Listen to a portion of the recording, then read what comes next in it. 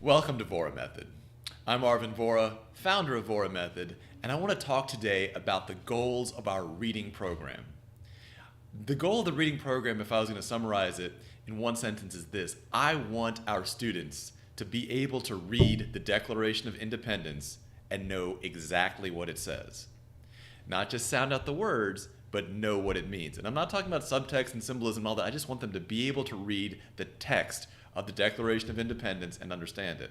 And I want them to be able to read the text of the Critique of Pure Reason and understand it. I want them to have the reading ability that will allow them to access not just the knowledge, but the dangerous and powerful ideas that exist in the world.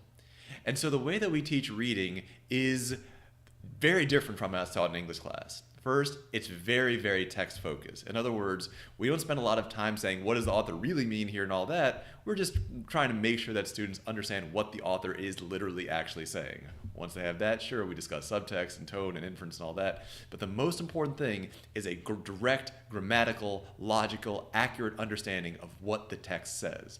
This skill gives people the ability to access not just all the world's ideas and knowledge, but to actually be able to connect with and question and challenge and think about reality at a fundamental level. All of that is built on highly accurate reading. So what do you see in class? We focus on a lot of things like grammar, on logic, so that they can become critical readers, not just taking everything they see at face value, but also being aware of the type of logical fallacies and whatnot, so they become critical and intelligent readers. We work on this reading skill through our worksheets, through challenging problems, and the key of this is this. You don't want to be just telling students what a sentence means, because then they're not learning how to think for themselves and read for themselves. They're just learning how to have somebody else translate for them. Instead, you want to help them develop that skill. That involves challenging them, maybe asking them particular questions. You might ask, for example, what does this word mean?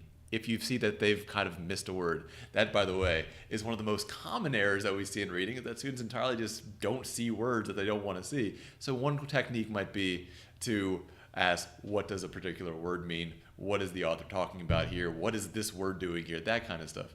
But really, you're going to develop these techniques. You're going to have tons of training, and you're going to develop a lot of the understanding of how reading needs to be taught. But the core of this is this. We're teaching kids how to read for themselves, not how to have somebody else translate for them.